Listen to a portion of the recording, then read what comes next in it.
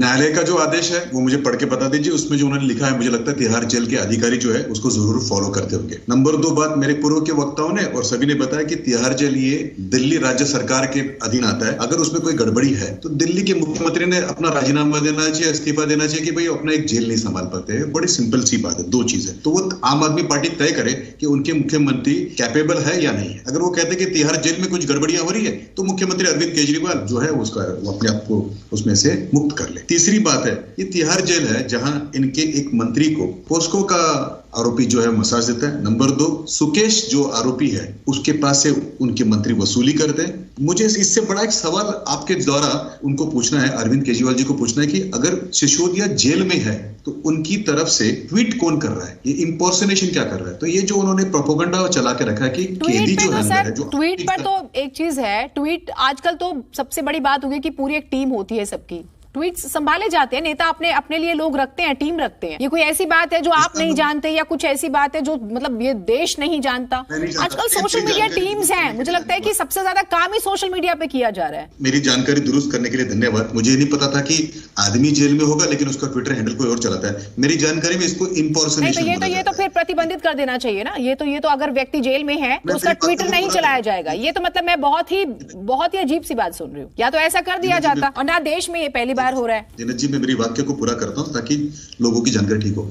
अगर जेल में बैठा हुआ एक व्यक्ति का ट्विटर हैंडल कोई चला रहा था, इसका मतलब जो पत्र आया है वो भी कोई और उसके द्वारा लिख रहा है। इसका मतलब ये नहीं होता है कि ये कोई एक गैंग का काम है जो उसके द्वारा एक षड्यंत्र रच के बता रहा है। यानी एक तो पहले दिल्ली के लोगों को नशे में धकेलना, नंबर 2 बात घोटाला करना, जिसको इंग्लिश में कहते हैं कि criminal conspiracy, falsification of record और टेम्परिंग ऑफ एविडेंसेस, यानी मोबाइल इस्तेमाल करना है। कोई उप मुख्यमंत्री इतने मोबाइल, दर्जनों मोबाइल और डजनों सिम कार्ड इस्तेमाल करता है, ये तो कोई क्रिमिनल भी इस्तेमाल नहीं करता है। टेंडर के डॉक्यूमेंट्स के अंदर बदलाव लाना, टेंडर जो ड्राफ्ट पॉलिसी है उसको एक्साइज सर्किट के बाहर निकालना, महेंद्र के पास से 1 करोड़ रुपए लेना, राधे इंडस्ट्रीज के अंदर के पास भेजना पैसा, विजय नायर के पास से पैसा लेना, ये सारी चीजें मनीष सिसोदिया जी की तरफ इशारा करती है। और ये बात सच है कि वो एक क्रिमिनल व्यक्ति है, कॉन्स्पिरेसी करते हैं और नुकसान पहुंचाते हैं राज्य को और लोगों को, और उसके बाद में बचने के लिए साढ़े कंधे जो है वो अपनाते हैं। मुझे शर्म इस बात की आती है कि दिल्ली के मुख्यमंत्री जो 2013 में लालू जी हो, फिर शीला दीक्षित जी हो,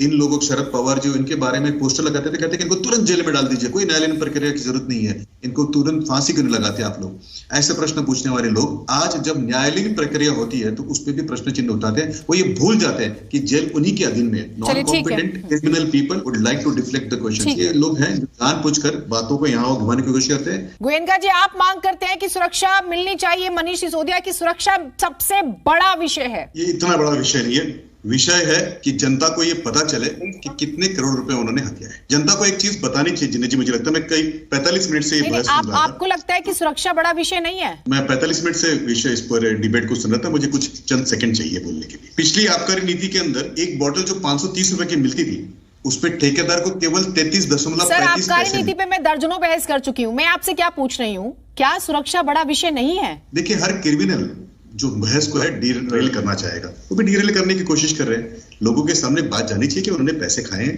वो क्रिमिनल लोग हैं, कॉन्स्पिरेसी की है, फैक्ट्स को डिस्टोर किया है, मोबाइल्स को रख के मोबाइल्स को डिस्ट्रॉय करना, एविडेंस को डिस्ट्रॉय करने का काम किया है। वो चाहेंगे कि कोर्ट के अंदर जाकर इस बहस को जो है वो डीरेल करें। आप और हम अगर इस बहस के अंदर फंस जाएंगे तो उनकी जो प्लॉट है, उनका जो कॉन्स्पिरेसी है, मुझे तो सर अगर आपके लिए कोई कहेगा ना तो भी मुझे उतनी ही चिंता होगी जितनी फिलहाल अभी मैं इस टॉपिक पे डिबेट कर रही हूँ। आप नेता है ना, मैं नहीं हूँ। क्या ऐसा है, मेरी परवरिश और मेरी पार्टी किसी भी तरह की घपला और किसी भी तरह से घोटाला करने से परहेज रखती है। सच्चा राजनीति करने के लिए हम लोग यहाँ पे आए। और ये जो लोग लीकर पॉलिसी के अंदर अनड्यू बेनिफिट देकर कार्टेल को पैसा लेते हैं, उनकी चिंता का विषय है।